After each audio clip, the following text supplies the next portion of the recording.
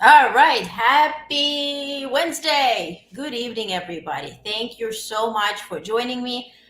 If you are like me experiencing heat wave and struggling to put your makeup or keep it on your face, I feel you. I certainly do.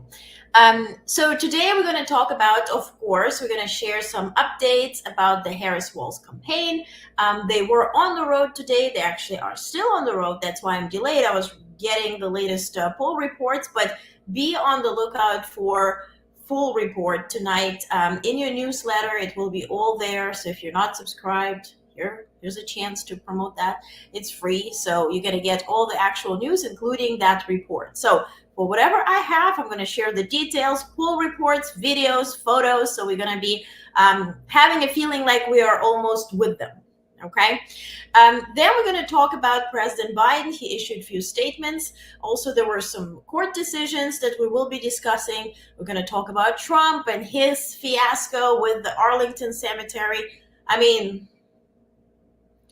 how low can we go? I guess this low that you can start fighting with the Arlington Cemetery. No president has achieved that. He certainly is the first. And if that's winning, then I guess he's winning. And then we're going to talk about other actual news. Treasury has issued few rulings. Also, what happens with Ukraine and Russia in international news. Okay, so very full broadcast today. We have a lot of news that I really, really want to get to. But if you're joining for the first time, you're very welcome to share your feedback, to ask questions, to comment on anything I say, right? Also, if something that I'm saying contradicts whatever you know, please let me know. I gladly stay corrected if that's truthful and you provide sources, okay? All right, let's check comments. Brandon is attempting to do it on tablet again. Good. Let me know if it works. I always watch on my phone. Oh, okay. Well, good evening. Good evening, Rosemary. Good evening, everybody. Okay. So first things first, before even the tour in Georgia, Governor Walz was in Boston, as I had announced it earlier. So he spoke at the International Association for Firefighters, right? We talked about they welcome 350,000 firefighters, both in US and Canada. And there, among everything, he shared as to what is the exact plan, right? Because the right is constantly asking, what's your exact plan? What's your exact plan? He talked about the exact plan, how Harris and Walz administration will benefit unions. Take a look. So let me tell you exactly what Vice President Harris and I will do when we get elected. As president, then President Harris will sign the PRO Act, making it easier for unions to organize. We'll protect Safer Grant program.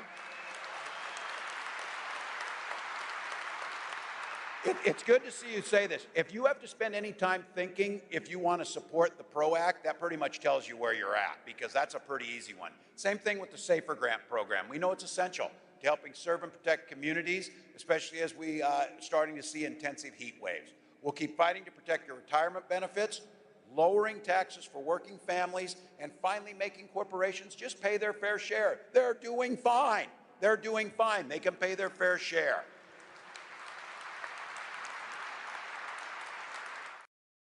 Heat wave, I feel you.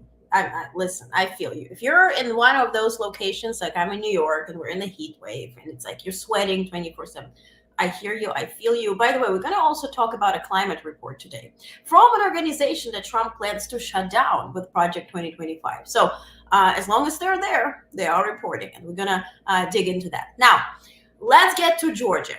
So VP Harris and Governor Walz are arriving in Georgia, stepping out of Air Force Two, and they're being greeted. Let me read it out. So they deplaned and they were greeted by several people, including Nikema Williams, chair of the Democratic Party of Georgia, Van Johnson, mayor of Savannah, Georgia, and Chester Ellis, chair of the Chatham County Board of Commissioners. As they came down the stairs, a group of about 15 college students were standing by the bus cheering on them. We're going to talk about those students in a second, but take a look how they arrived.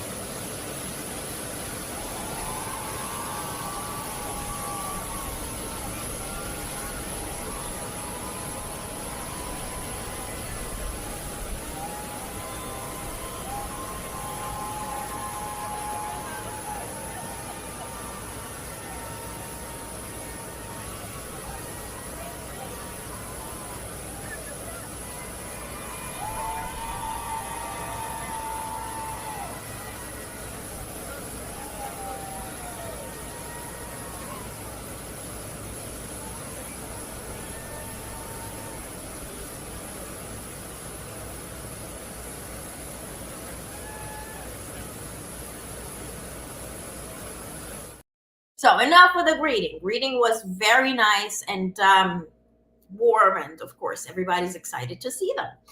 So then they went to chat with the students.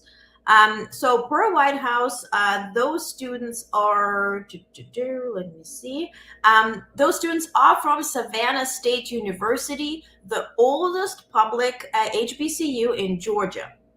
And so then they talked to them more at the Savannah Hilton Head International Airport before boarding the Harris Walz campaign bus. Savannah Mayor Van Johnson was also in the attendance. So take a look how excited the students were to see them.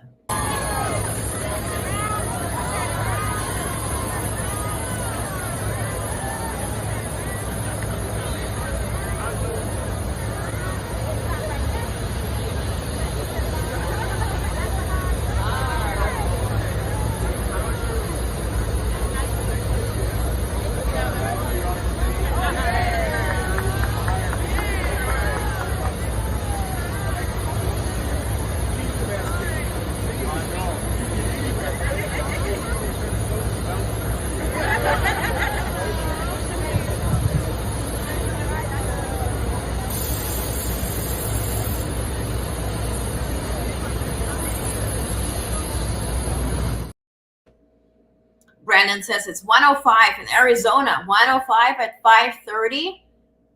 Rosie Marie comes with the Paris Hilton phrase. That's hot. That is hot. Oh my God. Stay safe. And she's rocking those Chuck All-Star Converse shoes. Yes, yes, yes, yes. I still have my 2 pairs from like my student years, so I'm gonna wear them too, just in celebration. So their next stop was at the Liberty County High School in Hinesville, Georgia. So per Poole, let's describe it a little bit. Poole believes it was the school principal introduced Walz as coach and as future president. And then Walz said, education is the key to the middle class. We shouldn't be burdening you with debt.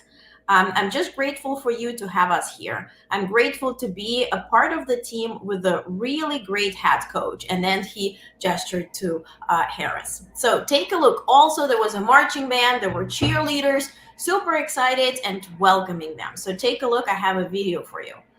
Here we go.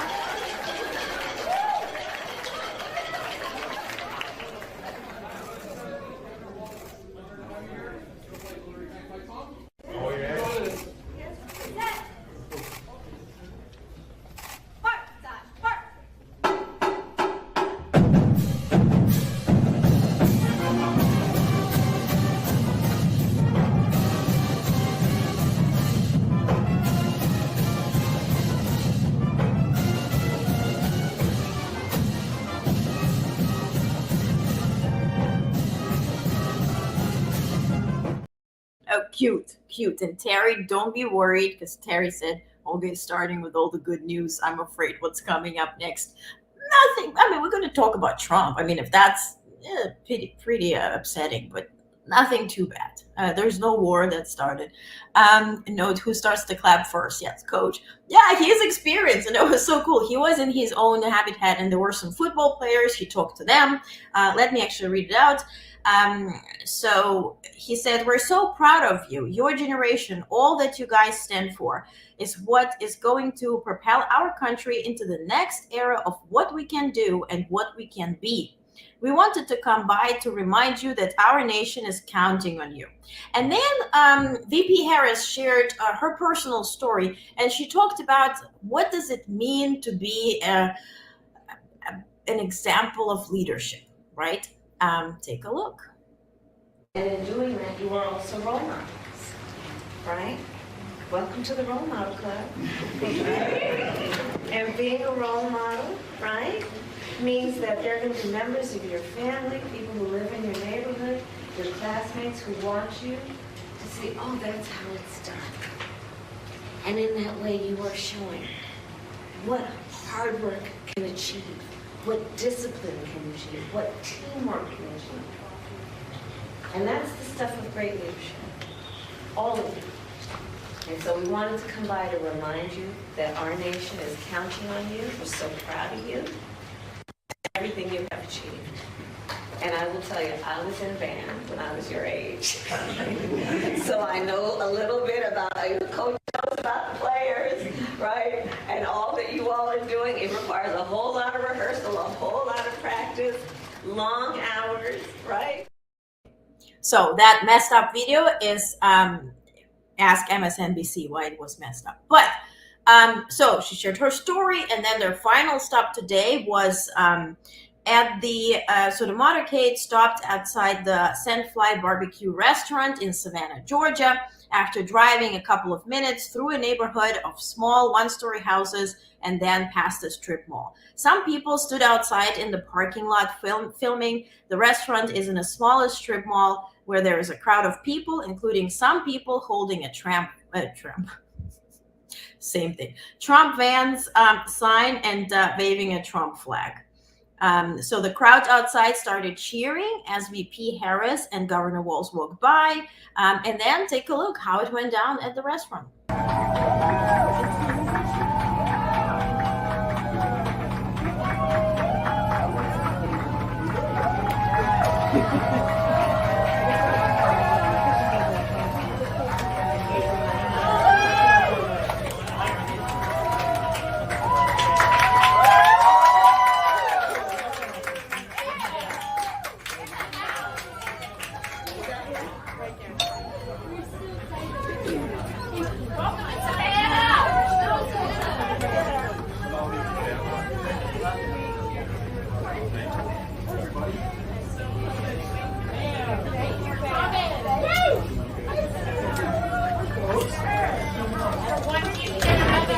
It's noble work. It's noble work.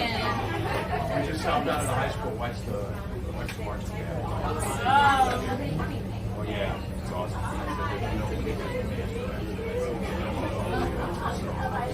Yeah, the kindergarten teacher, art teacher, and a retired Spanish teacher. And also special ed.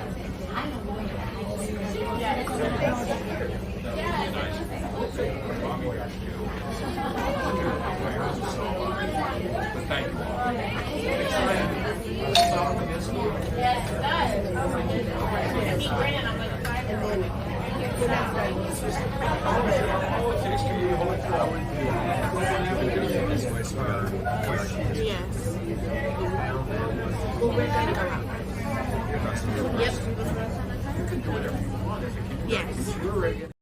And so, Brendan, to your point, acting normal at a restaurant, I think we have to show it these days because some people take thumbs up pictures at graves of soldiers. So a bit of normality. And I'm sure I don't watch mainstream media. I'm in the news. I don't need to watch it. But if I check it, it's all about breaking news and Trump this, Trump that, Trump this, Trump that. So you're going to get anxiety. So Terry, to your point, my job is to, not to necessarily make you happy, but make you content and share the news and, describe that the world is not going down and we still have enough time to make right choices. So we're at the right spot and we're doing well. Okay. So if you couldn't hear, Walz said, we just stopped at a high school and watched the marching band. Harris spoke with diners on a different table, posing for a selfie, laughing as she talked to a man. Harris and Walz went further into restaurant past where Poole could see them, except for occasional glimpses. And then Poole was ushered out, which is good news. So they could have some privacy. So, and then Walz, of course, found some teachers, took pictures with teachers. I think we've heard that in the video. Harris then walked back to the counter and said, how you doing? Probably ordering something, but at that moment, Poole had to go. So Walz also talked about the importance of optimism. He said, our politics can be hopeful. You can do whatever you want as a kindergarten teacher. You're already in heaven. We're all in this together, Harris told to someone out of view, and then you have to stay in it, she said, talking to someone about an upcoming election. So from what I hear, and let me check the last Poole report, they were traveling back. Yeah, so motorcade just stopped at the VP's hotel. VP Harris and Governor Walz stepped out of the bus near the loading dock for the hotel. Harris said, good night, everyone. So it's a lid. They went, of course, to their hotels because tomorrow they have a rally in Savannah, Georgia, and it will be live streamed. So I'm going to share it with you. And we're going to then review it tomorrow at 5 p.m. I'm going to be live tomorrow at 5 p.m. And at 9 p.m., we're meeting for the interview live stream. So if you haven't signed up, please sign up.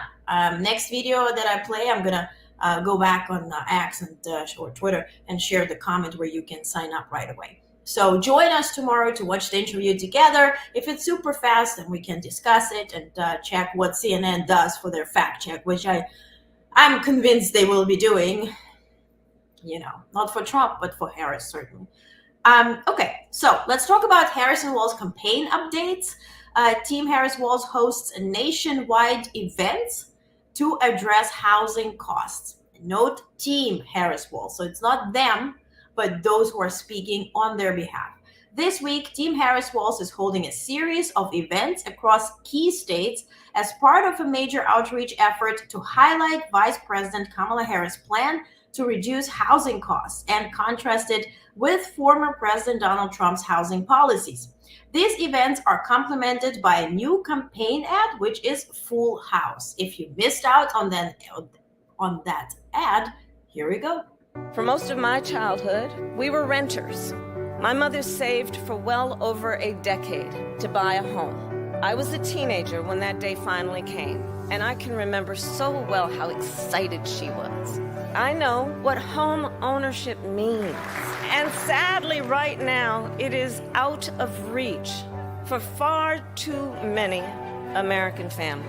During the foreclosure crisis, I took on the big banks who exploited people in the housing market. And today, corporate landlords buy hundreds of houses and apartments, then turn them around and rent them out at extremely high prices. I will fight for a law that cracks down on these practices. We will end America's housing shortage by building 3 million new homes and rentals.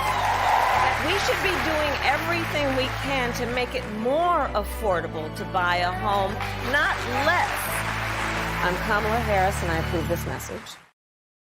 I like this last phrase. I was waiting for it because some ads didn't have it, and I was like, I'm going to have that message. Kamala Harris, I approve this message. Okay, so here are the stops. So if you're interested to go there, you will have all the information in the email because I'm going to spend all night reading it out. But some of the locations are, for instance, Savannah, Georgia, Charlotte, North Carolina, Jacksonville, Florida, Las Vegas, Nevada, Philadelphia, Pennsylvania, Reno, Nevada, Virginia, Rochester, Minnesota, Orlando, Florida, Denver, Colorado, Pittsburgh, Pennsylvania, Tucson, Arizona, Harrisburg, Pennsylvania, Asheville, North Carolina, Omaha, Nebraska, Milwaukee, Wisconsin, Detroit, Michigan, Madison, Wisconsin, Tampa, Arizona. So all of those details as to when is it, what time is it, how can you get there, all of that stuff will be in the email, so get it. Okay, if you're interested, please. And if you support, thank you so much. So, okay. Keith was asking how long were they there, about 15, 20 minutes at the restaurant. This ad lets you realize why the wealthy don't want her to win. Touche. Yes, I agree. Yes, concerned. I'm concerned too. Okay. So these events are designed to communicate Vice President Harris' plans to addressing housing affordability and to contrast her proposals with Trump's policies that the campaign argues would exacerbate housing challenges. So get your email, see if you want to go someplace. If you're going someplace, please record it. Okay. And then we'll see. Also, in the email, I mentioned who will be at those events. So it's who you're going to meet there, who is speaking from the Harris Walz campaign on their behalf. So, if you want to, you're very welcome to join. Spot on, Brenda. What are we talking about? Oh, we're talking about acting normal at the restaurant. Okay, good. So, President Biden, as you know, Labor Day, him and Kamala Harris are both going to Philadelphia, Pennsylvania for a rally. So be on the lookout. I certainly will be live on that Monday if you want to watch that rally together, because it's first time we're seeing them together after a bit. Please let me know. We're going to have a watch party for sure. We're going to have a watch party for September 10th for the debate. But if you are bored on Labor Day, we certainly can keep you entertained. Now, President Joe Biden will also travel to Wisconsin. This will be on Thursday, September 5th. And he will travel there to highlight how his Investing in America agenda is benefiting communities across Wisconsin and ensuring Americans have a brighter, more prosperous future. So he is back. He's currently on vacation. If you saw some videos, he enjoyed some time on the beach. Very well deserved, having learned from previous time when I posted him on the beach, actually cheering that he gets some time off, and I was harassed for it. I didn't post it today, but we're very happy that he's getting some time off, and certainly he's working because we get all the statements and all the updates from him as well. So an hour or so at the beach is wonderful, and I welcome that. Now, what I don't welcome, Supreme Court of the United States. And it could also be Supreme Court of some Russia states. I don't know, because some people, fly into Putin's castles. Who knows who they're serving. So Supreme Court denies bid to reinstate Biden's student loan repayment plan. All the details will be in the email, but here's a short version. On Wednesday, Supreme Court rejected the Biden administration's request to lift a broad injunction against President Joe Biden's student loan repayment plan designed to reduce monthly payment and expedite loan forgiveness. This decision upholds the lower court's block from the summer resulting from a legal challenge brought by GOP-led states. By the way, nobody was dissenting, so it was unanimous. The ruling does not immediately affect the 8 million borrowers currently enrolled in the SAVE plan, which stands for Saving on a Valuable Education Plan, which was introduced nearly a year ago. In response to ongoing legal disputes, the Department of Education has placed these borrowers in an interest-free forbearance, suspending their monthly payments. The White House pledged to aggressively defend the SAVE plan, highlighting that it has enabled 4.5 million student borrowers to have $0 payments each month. White House spokesman Angelo Hernandez stated, "We won't stop fighting against Republican elected officials' efforts to raise costs of millions of their own constituents' student loan payments." And by the way, if somebody says, well, this is a free education, people will just going to get free education. No, it only applies to those who have been paying their loans for years. And because people can pay in one sum, there were interest. Interest was always added. And so if you counted what people have paid, they probably would have repaid already the initial loan. But given the interest that was constantly added, the sum was growing and growing and growing. And so for that reason, President Biden decided to forgive the loan so people can improve their standard of living and be debt free. So I hope I explained it in a way that is understandable in full. And Kamala, but the Supreme Court is going to be a barrier to her agenda, and I hope CNN asks her about how she would address it. Hopefully. It also depends on our election, right? It depends who is running the House, who is running the Congress, right? So if there are changes that we would welcome, certainly Biden can then progress by reforming Supreme Court, right? He has announced exactly those rules: term limits, equity, ethics clauses, right? So that would certainly remove a couple of them, at least one. Yes, Pittsburgh, not Philly. They'll be in Pittsburgh. Okay, you guys are discussing something. So now let's talk about MAGA. Let's talk about Trump, for what it's worth. His saga is continued. So he went to Arlington to honor allegedly 13 soldiers who unfortunately passed away during the withdrawal from Afghanistan in an attack at Kabul airport. But he ended up posing with thumbs up. He ended up at the grave sites. He ended up recording photo and video footage at the Section 60 that's not supposed to be recorded. It's a federal rule that you're not supposed to do this. So he got into this dispute and turmoil with the Arlington Cemetery. So they filed a report. Allegedly, there was physical interaction. So all of that shit show today led to this TikTok video. But the former commander in chief using the graves and graveyards at Arlington Cemetery as a prop for his campaign. Take a look. We lost 13 great people. What a horrible day it was.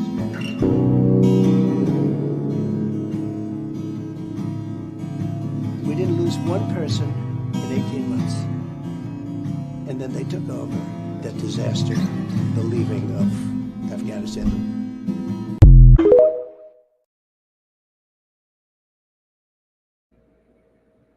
Disgusting. This disgusting. This voiceover. And if you think about TikTok, right? They recorded all this footage as their commercial, and then he had to physically sit in front of a phone and record this voiceover. Because if you've ever recorded any video that you posted on TikTok with a voiceover, you do it on your phone. You don't, import audio. On Instagram, you can't import audio. I've done a bunch of those voiceover things for news. So you sit in front of that phone, he sat in front of that phone, and with this voice, not the different voice, he was talking and lying about Kamala Harris somehow being responsible for those deaths. Meanwhile, fact check, as part of the United States Taliban deal, the Trump administration agreed to an initial reduction of U.S. forces from 13,000 to 8,600 troops by July 2020, followed by complete withdrawal by May 1st, 2021. So Biden administration inherited that. Thank you very much. And all this shit show was signed up by him. Don't forget 9/11. We're almost there. Another anniversary is here. I'm in New York. Very somber day. 9/11, he invited Taliban people to Camp David. We still have the trial ongoing. I get those emails from Pentagon. Would you like to go to Guantanamo and report on this case with the people responsible for 9/11? No, thank you. I don't do that. But very, very important case. There's 2 people on trial. And Secretary Austin now is not dismissing the possibility for death penalty. And you're inviting them to Camp freaking David on 9/11? And you pose with people? But you know what makes me more mad? That some families were up for it. And yes, I wrote that, he made them sign something. Certainly he gave them something they signed, but they wouldn't be signing if they weren't up for it. I don't know the story they were told. I don't know. Maybe they hit their head. I don't know. Also, there's a picture with those families with some white supremacy signs, allegedly. I don't know those signs. I can't even replicate it. But some people commented that it's sort of people whom I trust, professors, that those are the signs. And those are the people who signed this statement right here, saying, "We would like to express our heartfelt thanks and appreciation to President Trump for his presence at the recent Section 60 gathering." It was a gathering. It's like a cocktail hour gathering at Section 60, honoring our children and their fallen brothers and sisters on the 3-year anniversary of the Abbey Gate bombing. The president and his team conducted themselves with nothing but utmost respect and dignity for all of our service members, especially our beloved children. What a freaking lie. If Arlington Cemetery files a report for physical interaction or, whatever went there, maybe somebody pushed somebody or, screamed at somebody, then Trump's campaign said, well, somebody had a mental episode, but it was nothing physical. But who knows? Arlington Cemetery doesn't do that any day, especially with former presidents. And how dare you call yourself a president? We have one president and one president only at this time, and this is Joe Biden. Sit your behind down. And if you need 2 chairs, take 2. Disgusting. Okay. if it wasn't enough, another PR stunt, Trump convinced some organization representing police to endorse him. National Association of Police Organizations calls on Kamala to apologize. They endorsed him, and they somehow were shown a video where Kamala Harris says that she hates police. Meanwhile, she never said she hates police. Yes, during Black Lives Matter, when people were detained unjustly, she said that we need to get them out. And she was working on that, as much as many other people. Of course, she was in San Francisco. They sort of defunded police. There was the whole, gaggle there. But they take out different subjects, different sentences, and make it politics. Worse, they make it current politics.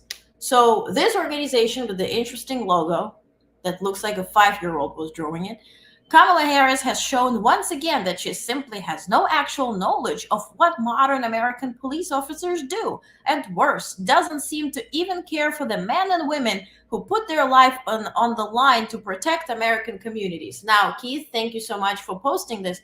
J.D. Vance once said that he hates the police and that Trump is a morally reprehensible human being, emails show. The New York Times obtained old email correspondence between J.D. Vance and his former Yale classmate, probably that saw him dressed as a woman at some point, which we welcome. The emails reveal an ideologically different Vance from a time before he embraced Donald Trump. Also, I don't have the readouts for that, but because of that CNN interview, they're saying, oh my God, she is a woman. Why she can't do an interview alone? Sit your behind down. Every time a new VP is picked, the first interview is a sit-down interview with the president, right? The nominee, and the VP nominee. Everybody did it. All of you folks did it. Men and women and everyone. So, yikes. Okay. Also, weaponizing police, which I wanted to mention, against a candidate is certainly concerning. Because per rules, because their job is to be neutral enforcer of the law, they should not be taking any side of a discussion in the performance of their duties. I met several families that are stationed in New York, for instance, that are from Puerto Rico, military families. And I had an interaction, and I was asking just about Ukraine, because some people were sent to Bulgaria and, stationed there. They said, I can't answer to you whether I like it, I dislike it, whether what my opinion is. I should not be having an opinion. That's why I'm in the army. This is how people think. So who are those police people? Who are those military families that are standing up for a convicted felon who was just indicted yesterday for sabotaging peaceful transition of power, for sabotaging the country and democracy, and if not organizing, but certainly endorsing and empowering a mob? And you stand there and you endorse him? Who are these people? Because it's not just him alone. So to check this content, I had to download Truth Social, because I thought, that especially that thing with families, I thought, oh, that's crazy. Like it was posted here from Truth Social, Team Trump. I thought, it can't be real. Can't be real. Who are these people standing with him? Can't be real. Downloaded Truth Social. Oh my God, I got more than I paid for. I will save it. Maybe I feel, I don't think throwing up is on your agenda tonight, so I leave it. But I saw some ads. Do you know that assassination attempt? And by the way, I have a readout about a bunch of nothing from the FBI, but that assassination attempt, look at this ad. It's a Trump silhouette whiskey glass with a real bullet. How messed up is this cult? What is this? Let me check your comments. What is this? Trump has offered police complete immunities. It's not surprising they would endorse him. Yeah, makes sense. Makes sense. No matter what Kamala does, there will be another hoop for her to jump. Yes. Okay, good. Now we are onto something. There's more. There is that's a camping sign in my neighborhood for real. Yeah, that's an ad. And certainly on that True Social, I see more posts like it's always fake with Kamala. We're dominating her on social media. So she makes up fake list of her numbers versus my numbers. All of our engagement is real and organic. Oh, honey boo boo. Honey orange boo boo. None of your engagement. None. From the day you were born, and your mother said, when your father saw you, he said, take the dummy out. We all know it. We are New Yorkers. We know those stories. So none of that engagement you ever had in your life was ever organic. Never organic. Whether it's social media or real life, none of it was organic. Neither with the wife number 1, number 2, number 3, the porn star. None of the engagement was organic. Even in your Bedminster, New Jersey, and Mar-a-Lago golf courses where people film you and applaud you and all those ass-kissing people, even that engagement is not organic. Even the cult engagement is not organic because people are brainwashed. Like, you know that cartoon where they have 4 eyes, they have like this rolling thing? They're on a mission. It's not organic. You have to give love to be loved. Not manipulate people. And what pissed him off is, of course, Fox News releasing the, exit polls that Kamala Harris is leading, 52, 49, 48, 47% in a bunch of states. That's what pissed him off. But you can always count on somebody licking his behind like there's no tomorrow. Here we go. Trump will save democracy and America. Mark my words. Kamala Harris would be disaster. And he said Kamala/Harris. Did he think it was Harris/Walz? Kamala/Harris? And you call yourself a programmer? No wonder. Thank you. I certainly will be trying. 3 exclamation points. Whee! Fanning each other. Interesting. Very interesting. I have been so many calls about the ear with experts. There's no way his ear was hit. Yeah, and for sure. I don't even understand what Trump saw to make him post that. Who showed him Kamala metrics? Fox News on television. He's the most superficial and false man who has ever lived. Yeah, I mean, let's just wait. He will surprise us with even more crap. So he also went on television and he talked about Jesus. Well, he went on Dr. effing Phil show. And he talked about California. And then somehow he came up with the idea that Jesus would be counting votes, and then he would, in that case, who would be winning California. Take a look. Look at California. I gave a speech. I had a crowd so big. I said, "There's no way I could lose California," but automatically they mark it down if you're a Republican as a loss, that you lose by 5 million votes. I said, 5 million votes. I guarantee, if Jesus came down and was the vote counter, I would win California. Okay. In other words, if we had an honest vote counter, a really honest vote counter, I'd do great with the Hispanics, great. I mean, at a level that no Republican's ever done. But if we had an honest vote counter, I would win California. You think so? Oh, I think so. I do. I see it. I go around California. They have Trump signs all over the place. It's a very dishonest. Everything is mail-in. They send out 38 million ballots. I think it is around 36, 38 million ballots. They send them. I just posted how to RSVP to the watch party. So it's right underneath the video on Twitter. Next video, I'm going to post it on YouTube. So is he claiming that Jesus would not be able to count? What is that? He also recently spoke about his family being full of geniuses. They used to call me JD. They said maybe stupid. So I said to Doc Ronnie, Doc Ronnie is now a great congressman in Texas. Great, very popular guy. I think he won by like 52 points or something. But he's now a great congressman. I said, Ronnie, I don't like when people call me stupid.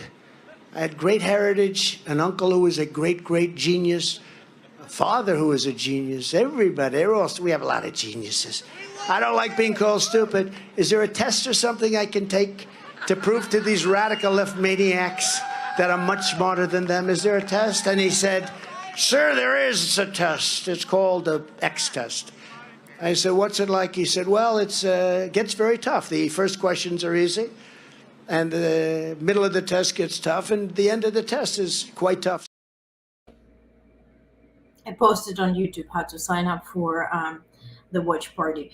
I mean, what can I tell you here? The family full of geniuses, perhaps, but you were skip them.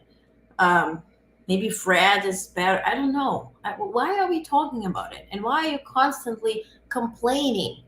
You're constantly complaining in writing, on the video, in audio format. You call shows and you're constantly complaining. So if you're so genius, why don't you geniusly understand that it's time to shut down at some point?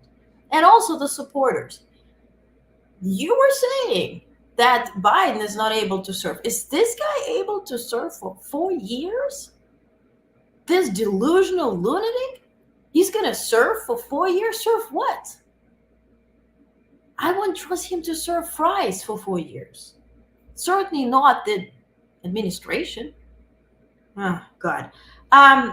So also, what Trump did, if you saw it, this is the last thing, he posted about his NFTs, where he will sell stuff. Again, it's all connected to the assassination attempt. And so George Conway, who started this anti-psycho pack, he commented on that. Take a look. Purchase 15 or more of my Trump digital trading cards, and we'll mail you a beautiful physical trading card. It's really, I think, quite something. Each physical trading card has an authentic piece of my suit that I wore for the presidential debate. It leaves me speechless. Yeah, not much does that. This one is new to me. Really, I mean, it's just look, that's who he is. He's a scam artist. He's just in it for himself and for the grift. He has no dignity, no honor. He's just scamming the public like he has been for years. And that's Donald Trump. And I think basically he doesn't seem to have any idea what to do now in the campaign. He's not running against Joe Biden anymore. He wishes he were. His own campaign staff wants to mute him between questions during the debate. He's just flailing about it. Now he's busy distracting himself by selling pieces of fabric. I think this is a great campaign strategy. I hope he keeps it up. Yeah, keep going with that. Yeah, keep going with that. Now, to cleanse the palate, let's talk about Governor Walz. What I saw on Twitter is a reporter listing his accomplishments. Did you know that Tim Walz, by far, is the most based, Democrat governor in the country with only 1 seat majority in Minnesota? He did pass universal free school meals, legalize weed, carbon-free electricity by 2040, tax rebates for working class up to $1,300, for those who make under $150K per year, 12 weeks paid family leave. He passed 12 weeks paid sick leave, banned conversion therapy. Big for Minnesota. Red flag laws for guns, universal background checks for guns, automatic voter registration, free public college for those who make under $80K, ban on forever chemicals, $2.2 billion increase in K-12 school funding, and pass sectoral bargaining for nursing home workers.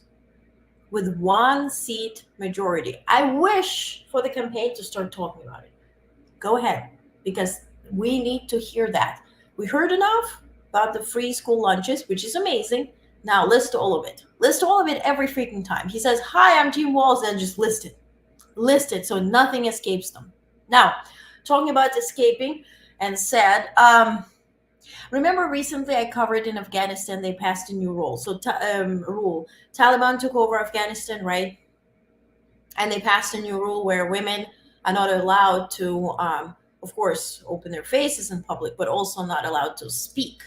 Now they added something new.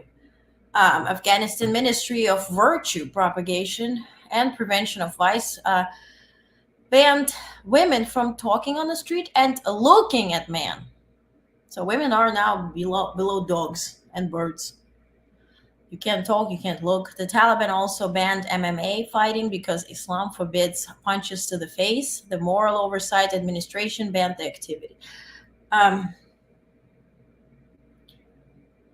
Listen, Afghanistan might be very far, and we certainly don't have Taliban. But we certainly have people who admire Project 2025 that is wholeheartedly aimed at women. So let's be mindful. If somebody is still, undecided, talk to them. Talk to them, share stuff with them. So they learn. Learn as long as we have the time. We have 10 weeks. We can't do this. This is not as far away from us and detached in Afghanistan. This freaking Afghanistan crazy stuff can come to us if we don't keep our head on a swivel. And then another, so that's Terry, to you, that's the last sort of like negative thing. Currently in Paris is Paralympics. And so Ukrainian team is there. And it's the largest team of athletes. And they were turned away from the competition because they had to change. Because what they did have on their attire, right, on their suits, was a full flag of Ukraine. And so this Olympic Committee decided that it is too controversial and too political. So they would not allow Ukrainians to compete if they were to wear this uniform. It's a map. It's just a map of Ukraine. Yes, and that little thing on the down low, that's Crimea. And Crimea is Ukraine. So who told you it's not? Olympic Committee, Paralympic Committee is really close with Russia. So yikes. It's heartbreaking. Yeah, yes, it is. Okay, you guys are commenting on something. So let's talk about that FBI report. I posted it. I hope you read it. It's going to be in your email tonight. It was a lot of everything about nothing. Like Seinfeld, the show about nothing. So the FBI provided comprehensive update on Butler, Pennsylvania assassination attempt investigation. In the detailed briefing on the investigation into attempted assassination of former President Trump, the FBI outlined recent developments and clarified key aspects of the case. Robert Wells, Executive Assistant Director of the FBI's National Security Branch, led the statement, marking the third media briefing since July 13 attack in Butler, Pennsylvania. Just third update. He underscored FBI's dedication. He says, quote, "This extraordinary tragic set of circumstances is out of national importance. We are determined to ensure that the facts of the case are appropriately shared with Congress, the media, and the American people." So then the FBI Pittsburgh office was updating us. It was special agent in charge, Kevin Rojek. He says he provided detailed update. And so first he stated that, Rojek addressed key aspects of the investigation, including the search for motive and potential co-conspirators. Despite extensive analysis of the suspect's online activity, no definitive motive has been established. So again, bunch of nothing. So we were searching, we didn't find anything.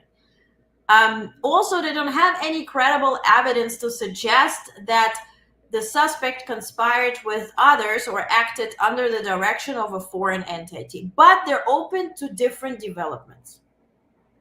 Again, this is nothing. Now, the scope of investigation, they talked to more than 1,000 people. Okay, great. Then details of online searches and explosives. Rojek provided insights into subjects' online searches leading up to the attack, including searches for campaign events and details related to rally in Butler. The suspect also conducted multiple researches or searches related to explosives, including terms such as detonating bombs and stuff like that. So again, this is an online search, but they don't know the motive. Now, this thing matters. That is what I consider news. Rifle and crime scene. So the FBI lab division tested the subject's rifle which was found to be fully operational.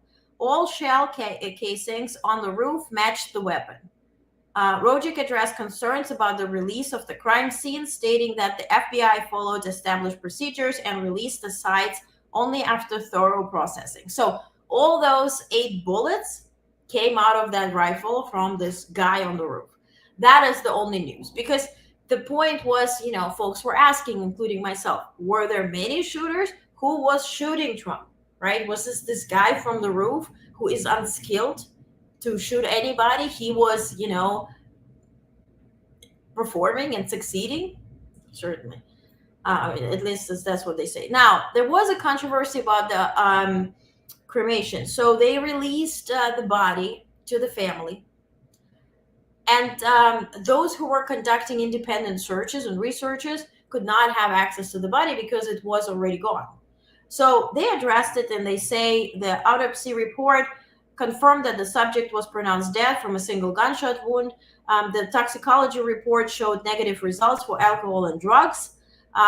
He also detailed the timeline of the subject's action on the day of the attack, including his movement on the roof and the timing of the shooting. The FBI remains committed to uncovering the full details of the attack, providing answers to American people.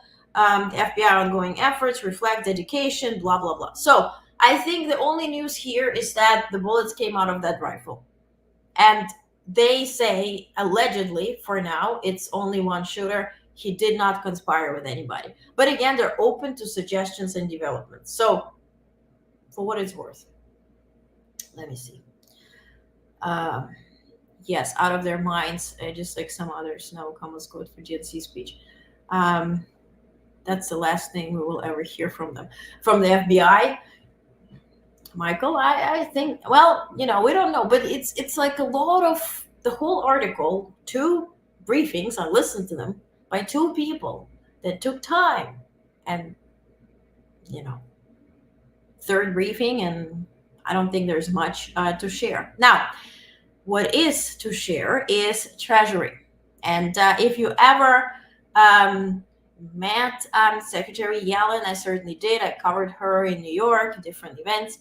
A very petite woman, very soft-spoken voice, speaks very on the low, but so sharp. And will put you into place, and you'll forget how you got there. So, given that, Treasury implements new rules to address illicit finance and real estate and investment advisors. Now, I have posted the full article, the full breakdown. It's in your email that will arrive shortly. It's already written. So you can get all the details there if it's applicable for you, if you're in real estate, if you're an investor, if you just want to know what the hell happens. All of that is there. Now, here's just a breakdown. Residential real estate rule. So they passed 2 rules. First, residential real estate rule. What it does, it requires professionals in real estate industry to report certain property transactions involving legal entities like companies or trusts that are not financed with loans. These types of transactions are considered high risk for money laundering. So I'm in New York, as I mentioned. All those skyscrapers, all the apartments. If you think about Miami, if you think about any other city where Russians, Chinese, Korean, Saudi Arabia folks are investing, and then they're selling the apartment, nobody has ever lived there. We certainly see it, like the new skyscrapers in Manhattan.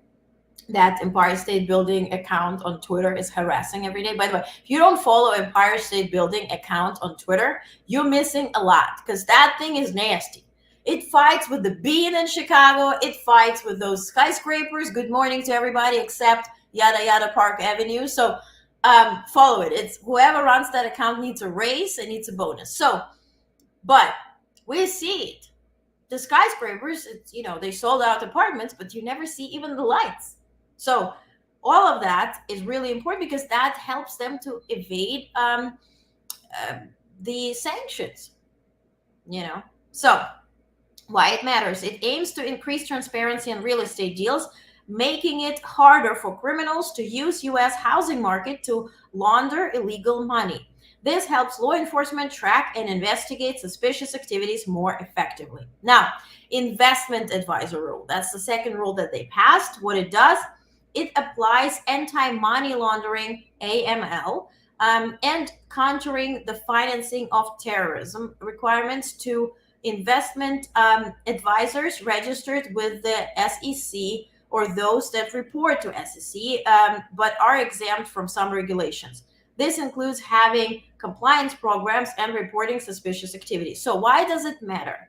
It addresses gaps in the AML, money laundering practices, across the investment advisor industry, ensuring that all advisors follow consistent rules to prevent financial crimes and terrorism financing. So Secretary Yellen, she highlighted that these new rules are part of broader efforts to close gaps in the U.S. financial regulations that allow criminals to hide and launder illegal gains. These rules aim to make it tougher for illicit actors to exploit the real estate and investment sectors. In essence, these rules are designed to strengthen the financial system's defense against illegal activities by enhancing reporting requirements and oversight in key areas. So, I guesstimate the MAGA bill that is sponsored by all of those folks that buy all that real estate and invest in it. I guesstimate Trump on day one, if God forbid he's in, to cancel it all out, because that is completely against their agenda. But in case, they probably will also start suing and they start challenging that in courts too. But certainly, if that does succeed and it remains, it will certainly change the real estate market in the U.S. for sure. So this is a really good one. Yellen loves her food. Would be curious to know what was her favorite of all the places she's been. I saw her in Pennsylvania. She really loved the cheesesteak. So that the big thing. That's the last thing. Well, that was about the thing. Okay, my house. All right. Welcome to my house. All right, let's talk about National Security Advisor Sullivan. As mentioned, he is in China. So National Security Advisor Sullivan met with Chinese Foreign Minister Wang Yi from August 27, 28 near Beijing to discuss and manage U.S.-China relations. This meeting following up on commitments made at the November 2023 Woodside Summit involved detailed discussions of various issues, including counter-narcotics, military communication, AI safety, and climate action. So, again, full report is in your email. Here's a readout. Solomon and Wang addressed progress in these commitments and planned future communications, including a leader-level call and a theater commander telephone call. So it all leads up to President Biden talking to Xi Jinping. They talked about Taiwan. Now, what I hear from the Chinese party, right, the Communist Party, they said that what they delivered to Sullivan is to get the heck out of Taiwan.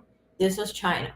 Now, in our statements from the White House and National Security Council, we only get to see Sullivan's standpoint, what he delivered, what he said. It never shares what the other party said.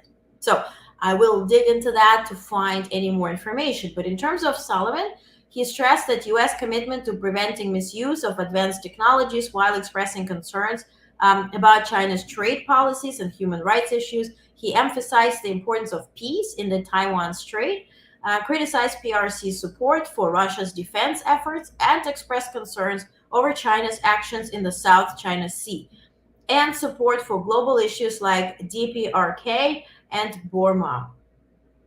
Both sides committed to ongoing high-level diplomacy and regular consultations. So what we get out of this statement is what Sullivan said. We don't know what they said. So again, from the Chinese side, it was a straightforward meeting, get out of Taiwan. We do whatever we want with Russia. Now, from U.S. side is as to we certainly will impose more sanctions onto you if you start dealing with Russia, because certainly you're benefiting a war in Europe, so you are a part of it, right? You're part of that war in Europe, so you're destabilizing markets. So how can you count on U.S. not imposing any sanctions? So, and economy and finance, that's where China starts listening. So certainly good that there was this discussion. Now, what also was hosted in New York on August 27th, there was a symposium between US and South Korea. And so the point there was to tackle North Korea's misuse of stolen cryptocurrency. The focus was on how North Korea is using virtual assets to fund its weapons programs, including weapons of mass destruction and missiles, which violate UN Security Council resolutions. So the point is, North Korea, as you know, is supplying aid, right? Military aid. They supply chips. They also supply drones and missiles to Russia. That's what Russia is using to target mainly civilians in Ukraine. So for that, they used a stolen cryptocurrency.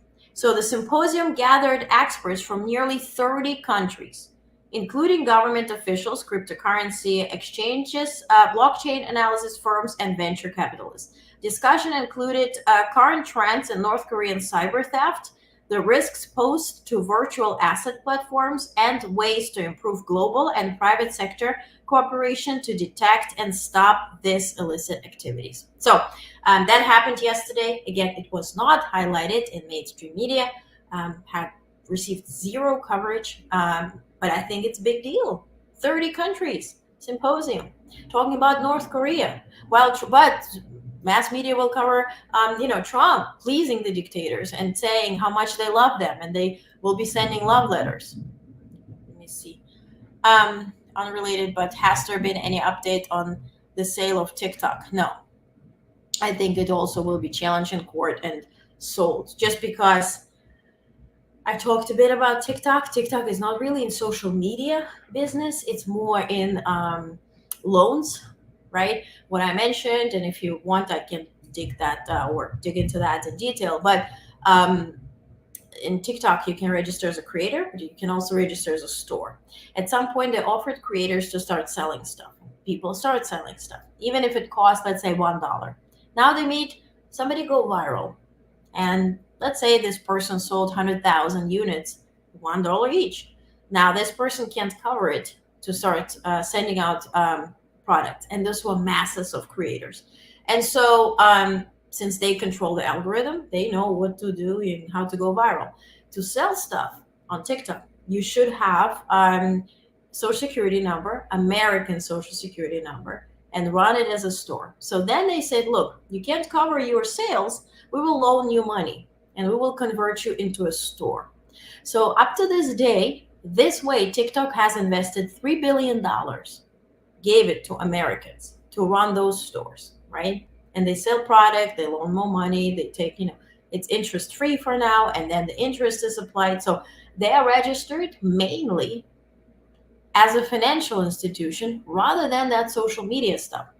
For social media, they're now buying out Hollywood studios in LA. Paramount went bankrupt, as you may have heard. They're buying out studios to create this TikTok farm, as they call it. So in China, they make per day $38 million with those creators. They're standing side by side. They have like little rooms, right, with their certain design, and they constantly sell stuff online. So that's what they're building in LA. I know personally several creators who are now being moved to LA to be part of that farm, and they're buying Hollywood studios for that. So in terms of sale of TikTok, maybe they will sell the app, but really the app is really the tip of this iceberg. So, but thank you for asking. That certainly matters.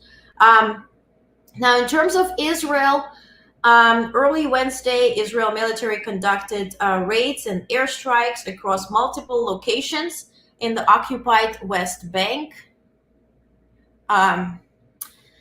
resulting in the death of at least 10 Palestinians. The Israel Defense Forces, IDF, described the operation as the largest of its kind in years. The IDF, in collaboration with the Israel Security Agency, ISA, carried out a major counterterrorism operation in the northern West Bank regions of Jenin and Tulkarem. Foreign Minister Katz stated that the operation aimed to disrupt Islamic Iranian terrorist infrastructure, alleging that Iran was attempting to create an Eastern Front against Israel. Now, today, U.S. State Department imposed sanctions on Israeli groups and individuals over settler violence in West Bank. That's what did happen yesterday. The U.S. Department of State has announced new sanctions targeting individuals and organizations involved in extremist settler violence in the West Bank. This move is part of the U.S. effort to address the severe instability and human suffering caused by such violence, which also jeopardizes Israel's security and undermines peace prospects in the region. The sanctions specifically target Hashomer Yosh, an Israeli NGO that supports the U.S. designated outpost Meitarim Farm and its affiliated individuals, Levi, Hazi, and Yosef. Josh played a role in the forced expulsion of 250 Palestinian residents from Khirbet Zanuta in January 2024 and provided support to outposts through activities like fencing off the village and guarding the outposts. Additionally, U.S. has sanctioned Filant, the civilian security coordinator for Yitzhar settlement. He has been involved in activities beyond his security role, including leading armed settlers to set up roadblocks and to conduct patrols to attack and forcibly remove Palestinians from their lands in February 2024. So, again, it wasn't met really with big support, from those who support Israel. But then State Department said, we support Israel, and certainly our support is ironclad, and we will defend Israel whatever it takes, but we cannot support blindly, right? And so they certainly spoke out and acted against this settlement. Okay, I'm confused. If IDF is monitoring the West Bank, how did Iran get it to build the alleged terrorist infrastructure? So what they're alleging that it is cyber, right? That they are converting those who live in West Bank to act against Israel and conduct operations. So I guess that's what the point was. Those people who are there to change their mind and go against Israel and do something. So at least that's what they referred to. Now, as you may have heard, the Durov guy, the founder of Telegram, you know Elon Musk, right? So that's the Russian version, in short. So this guy, he was taken by authorities in France, right? When he arrived at the airport in Paris. He arrived with some mistress. She posted all over internet, some Russian lady. They were at the shooting range in Baku in Azerbaijan, hoping to meet Putin. They didn't. So certainly he lives in Dubai. He is French citizen and Russian citizen. For how it looks like, right? To me and experts. But then again, this is opinion. It's not a fact. It's opinion. Maybe it's your opinion too. If not, that's another side of the story. Certainly looks like he surrendered in France. Maybe he was harassed by Russians. Maybe they were, since they used Telegram, it said it's encrypted. Turned out it's not that encrypted. But he turned the keys, now all this encryption stuff, to French authorities, which completely set panic in Kremlin. There were orders to start delete your Telegram, delete all the messages you ever received and sent. But certainly that's on the servers. You can delete it from your phone as much as you want, but the deed was done. So in my guesstimation, he is escaping this trip out of a window by Russia. So he was released today. He paid a bail over 5 million euros to be in Paris. He is not a flight risk. They took everything from him. He can't really leave. And so he was then transferred to a court. So Pavel Durov, the founder of Telegram, was released from police custody in France on Wednesday following dramatic arrest at Paris airport early this week. Durov has been transferred to court for questioning as French authorities consider the possibility of formal charges against him. The legal troubles of Durov, though, extended beyond France. So he doesn't have a family in terms of like a wife and that kind of stuff, but he kind of sort of has a family in Switzerland. So this lady, Irina Bolgar, who claims to be the mother of 3 of Durov's children, has filed a lawsuit against him in a Swiss court. Bolgar's lawsuit includes serious allegations accusing Durov of using violence against her son and failing to meet his child support obligations. She is demanding alimony payments of 150,000 euros per month. Swiss authorities have launched an investigation into these allegations. Now, here comes why he is like the owner of Twitter. Adding to the controversy, Durov made headlines in July when he revealed that he had fathered over 100 children through sperm donations over the past 15 years. This disclosure has intensified scrutiny around his personal life and legal battles. So now he has lawsuits in France and Switzerland, doesn't pay child support, but fathers over 100 children. Yeah, and so he paid 5.56 million euros per prosecutor to as a bail to stay in Paris, but not in jail. So here we go. Now, I was, using all this, and we talked about being hot and climate. So today it came out by the Climate Reality Project. That's the one that works with Al Gore. By the way, if you're interested about climate, there's a very good course. It's free.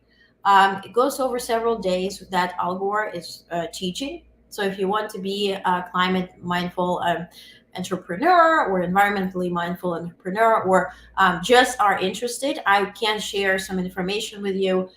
They will be hosting a free, like an online webinar seminar to learn from him. I certainly will check it out. I'm just interested what it is. So now we are experiencing a record-breaking summer, but not for the positive reasons. So according to NOAA, which should be shut down if Trump is here and we have Project 2025, June was the warmest June ever recorded, setting the stage for a series of extreme weather events. July continued this trend with a series of record-breaking heat waves across the continental US. And currently we are in that heat wave. Notably, July 22nd emerged as the hottest day on record. Period. Based on preliminary NASA analysis of global daily temperature data.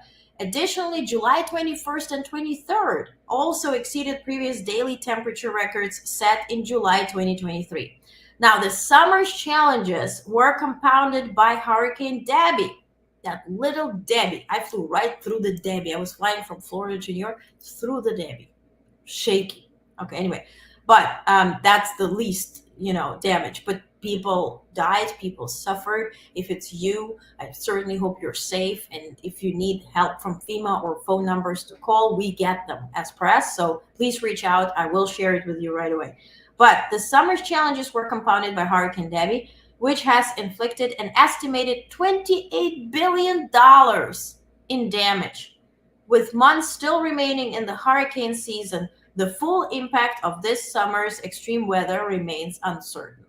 So, brace for whatever. Now, I want to remind you, we're hosting the Harris Walls Watch Party at the CNN. We're hosting it at home, but they have an interview with CNN in Georgia. So we saw them in Georgia. They're staying the night in Savannah. So tomorrow they will have an interview while in Georgia with Dana Bash, for what it's worth. So if you want to watch it together or not give CNN your views, I will stream it as a watch party. So if you watch on YouTube, if you watch on Twitter, there's a comment from me with a link to RSVP. So put your email there. I'll send you a link tomorrow morning, and we unite at 9 p.m. tomorrow to watch it. Now, in very sort of last news. First of all, I have a video thing that I didn't show you. Look at Trump. Is that real? Look at these shoes. He's wearing heels.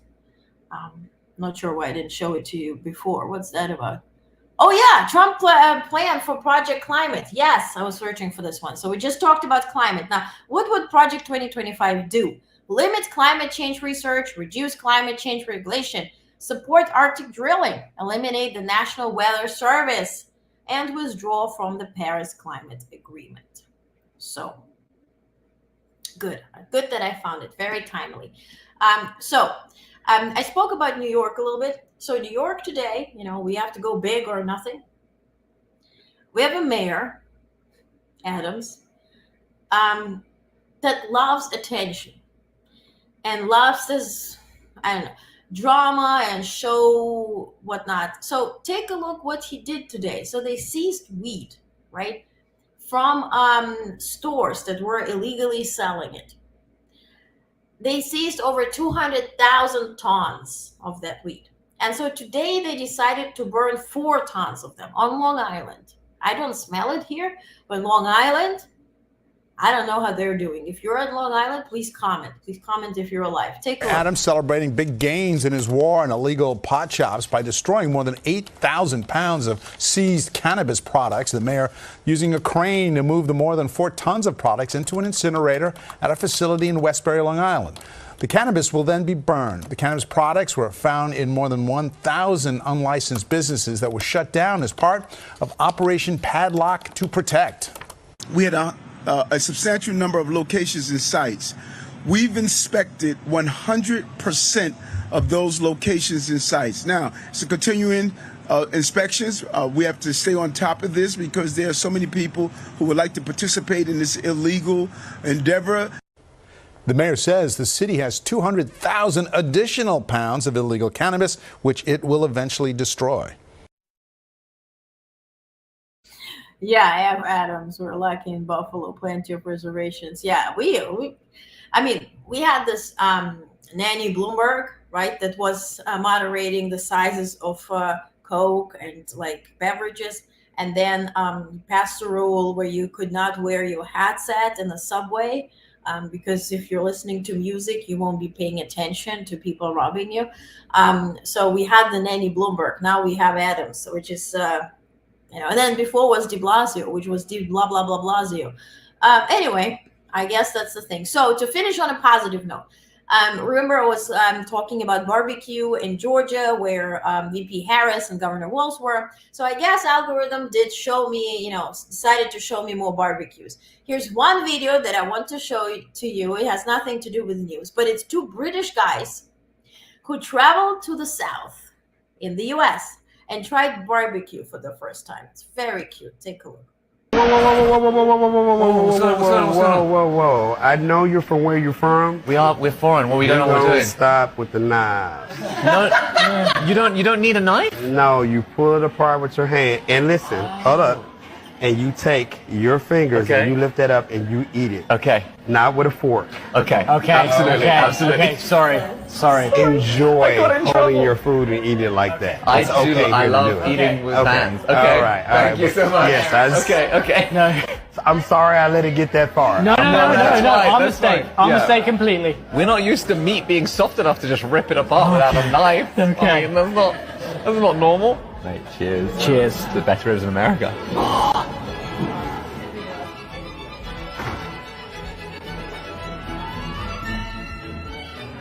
Oh my gosh.